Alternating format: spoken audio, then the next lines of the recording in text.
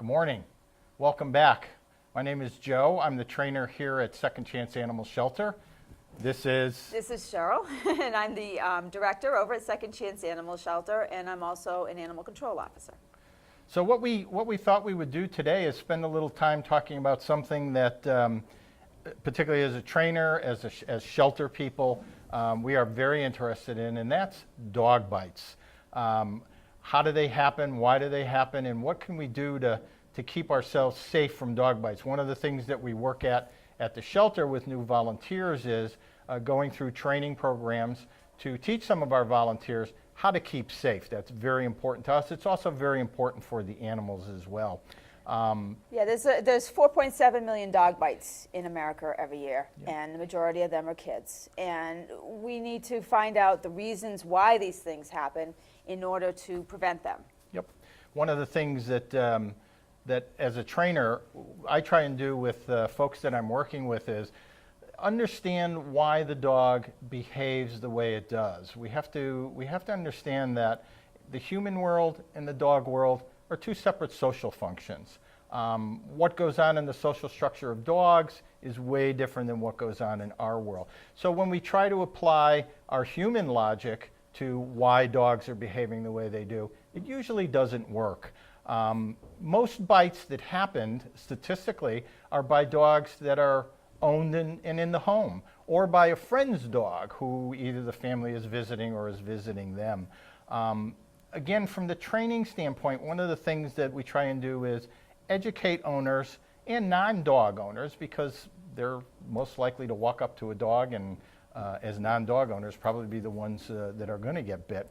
Well, that's why at the shelter we try to work with potential adopters to make sure they choose the right dog. Because Absolutely. the wrong dog Absolutely. in a situation can be a Yep. bad mix Yep. and can lead to a dog bite. Yep, it's very important, and my job at the shelter is to make sure that we are in fact matching the right dog with the right family.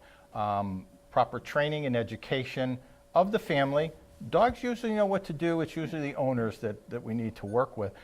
We need to, as Cheryl said, we need to encourage proper pet selection. Again, one of the things that's very important to us in making adoptions, as Cheryl just mentioned, is that dog right for the family? Example, we wouldn't want to put a very exuberant young lab with lots of energy with someone who does not match that energy level, because frankly it's just not going to work.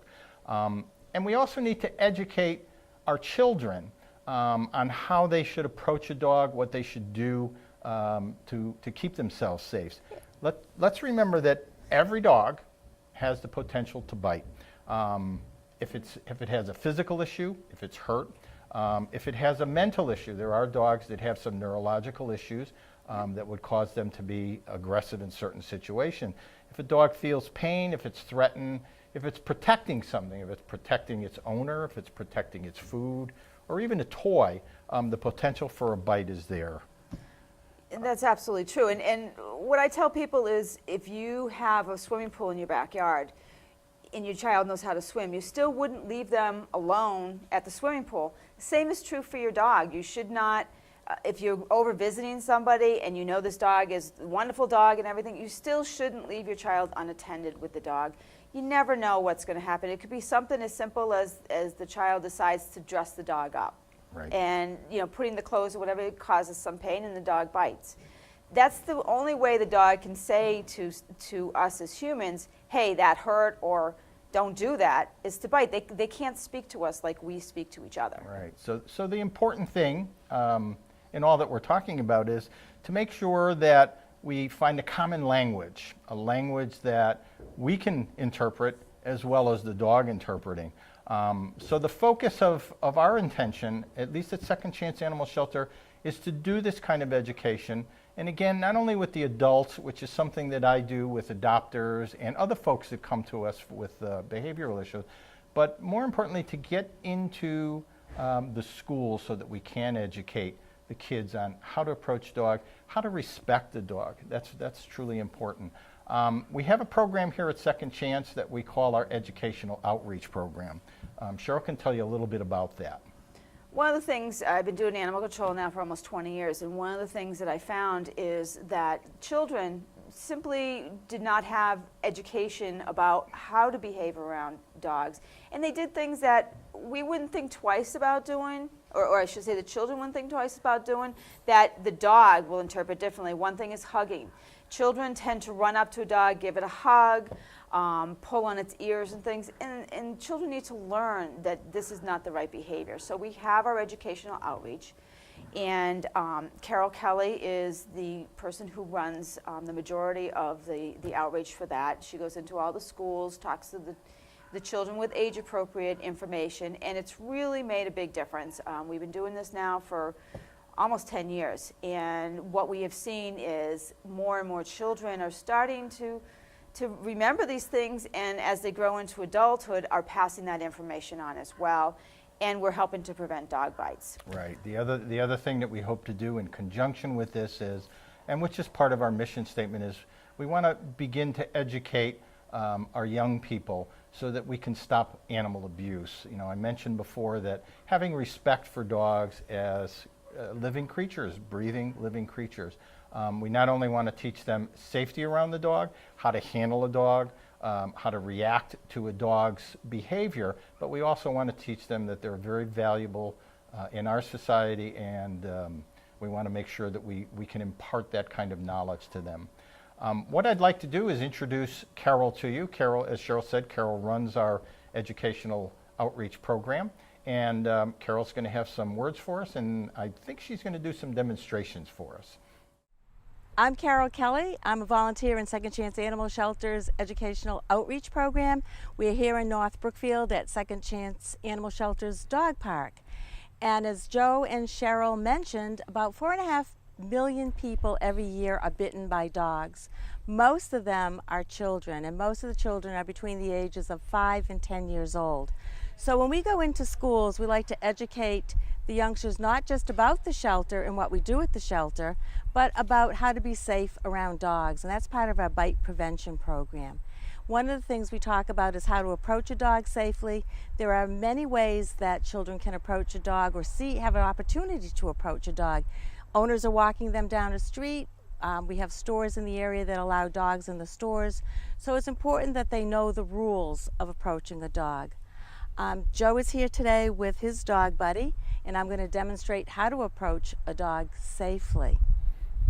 Hi, Joe. Hi, Carol. How are you? Great. Is this Buddy? This is Buddy. May I pat your dog? You certainly And can. he's lying down. He's nice and calm. Yeah, he's usually pretty submissive. That's great. So I can pat him anywhere? Anywhere you want. I'm going to stoop down. I'm not going to bend over him. Hi, Buddy. And he's smelling my hand and he's licking it. And I'm going to pat him under his chin, and I'm going to pat him at the back of his neck. If you'll notice, I didn't go over his head. Some dogs, he probably wouldn't mind it. It doesn't look like he would mind it at all. Some dogs don't like that action of going over their head. They might follow the hand. So Joe did a really good job. He knew his dog. He told me, yes, I could pat his dog.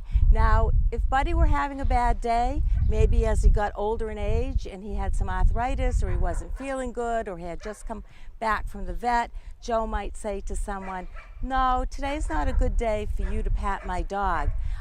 He's kind of stressed today. And it's my responsibility as the person who asked if I could pat the dog, that when someone says no, no means no, and I say, okay, thank you.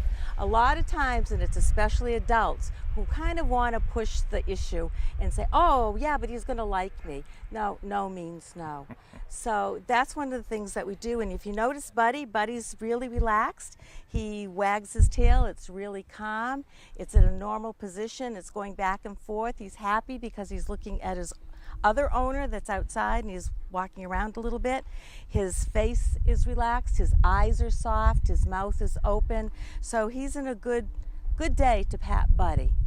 So the other thing that we do when we're talking to the children is not only do they see dogs on a leash, but they'll often see dogs running loose. It might be that they're walking past somebody's yard and the dog comes out charging at them, or we'll still see some dogs running loose. It's really important for owners to know that letting their dogs run loose is putting their dog at a risk for biting someone or for their dog to get injured. But if that happens, we ask the children to pretend they're a tree and to stand like a tree. And what that means is dogs will kind of get bored with you if you're standing there quietly. So if I'm standing, hey buddy, he's probably gonna But- look the other way. Hey, so if I were flailing my hands and jumping up and down and screaming or running, his instinct would be to say, what is she doing? I'm either a threat, or I'm playing, or I'm prey. So he's going to chase me. So I tell the youngsters just to stand there, fold the hands, stand like a tree, and let the dog sniff you if he approaches you, and then walk away. And then the child should walk away and notify an adult, that someone that they trust. Either go home, tell their parents, or notify someone that they know in the area that a dog is loose, and that will help them out. The other Important thing to what Carol's talking about, there are leash laws in most of the towns, at least here in Central Mass. So it's important that you don't let your dog run loose for all the reasons that Carol talked about. Obviously, the dog could injure someone, or the dog could get hurt. Any animal control officer that is called to a situation like that, you're probably going to face a fine. So be responsible owners. Keep your dog on leash, unless you're in a dog park as we are here today, where it's perfectly fine to let the dog romp off leash. We also talk about some of the things that they should look at. It's either with their own dog. I think Joe mentioned that many of the dog bites occur in people's own homes or in homes of their friends. And one of the things we tell children not to do is, if the dog is tied out in the backyard, don't go and pat the dog. If somebody else's dog, it might be cute, it might look cute and fuzzy, it might look great. Just leave the dog alone. The dog might feel threatened if a dog is tied out, or even if a dog is in a yard. Don't put your hand through the fence to pat the dog. That's their territory. The same holds true with a car. I have seen sometimes adults do this, and I cringe. The car is parked, the dog has his head out the window, and people go to pat it. Well, the dog might be perfectly friendly outside of the car, but inside the car, it might be protecting its territory. So we tell children, don't put your hand inside someone else's car to pat the dog. And the other thing is, we show affection, a human show affection by hugging and kissing. That's not in the dog's realm. In fact, that can be showing a very dominant position if you're putting your arm over a dog. So hugging and kissing, you know what, even your own dog, if you watch their face, they may not enjoy it. So we tell children as part of the program, don't hug, don't kiss dogs. Little dogs can often get into trouble this way too, because they're very tempting to people to pick them up. Oh, they're very cute, those 7-pound, 6-pound dogs, very cute. I'm going to pick them up and I'm going to cuddle them. And there we go, we have a dog bite on the face, on the neck, that you have to rush to the hospital to get stitches or cosmetic surgery. So there are some some safe things that people can do to be safe around their dogs. Common sense, just use common sense. Don't push a dog, and know your dog. Don't be embarrassed to say, no, you can't pat my dog. It's not an embarrassment. You're keeping your dog safe, and you're keeping the person safe. So I hope that some of this helps. As a trainer, one of the things that we often try to impart on the owners, again, the dog shows you know what to do, is, as Carol said, let's try to understand the dog's world, why the dog behaves the way it does, so that we can in fact put plans together to adjust some of the behavior that we find to be objectionable. Once again, as we told you in the last show, any questions or comments that you might have on some of the stuff that we talked about, please feel free to contact us. You can reach us at our website, www.secondchanceanimals.org, and you can email us there. We'll be very happy to answer those questions. So I hope that some of the stuff that we talked about today gives you a little bit more knowledge. Once again, we're out here. It's such a beautiful day that we decided to come out in the dog park. Our dog park is open to the public. We have some very simple common sense rules. They're posted up on our fence. If you'd like to take advantage of it, we certainly welcome you. If you hear some dogs barking in the background, that's the reason, because we are out here in this beautiful day. Yeah, we have our vaccine clinics today, so we have a lot of dogs coming in to get their vaccines done, and so that's why you may hear some barking in the background. So Carol, why don't you let these folks know some of the things that we actually do when you go into the grammar schools and the schools and other organizations? We adjust our program to meet the appropriate age of the students or the community group that we're talking to. And one of the things I talk about is Second Chance Animal Shelter and its role in the community. A lot of people have the conception that an animal shelter just houses animals and that you can go in and you can buy an animal and take it home and that's the end of the story. But we like to talk about what the Second Chance Animal Shelter does for the community, and not only to place animals in their forever homes if they need to, but to help keep animals in homes already. So we talk about our pet food pantries and how we help to supply pet food pantries. We talk about our wellness clinic that we hold, as Joe mentioned, it's held on Wednesdays. We talk about our spay-neuter program, which is phenomenal, and other programs that we have at the shelter. We're just opening up subsidized veterinary care as well, because we know that from statistics of surveys that we've taken that 92% of the animals that come to our vaccine clinics have either never seen a vet or haven't seen a vet in a year. And that's very important that animals get proper veterinary care. So we have opened that up as well. Right. And we teach people the difference between adopting an animal from a shelter and people that go out and buy a dog from a pet store.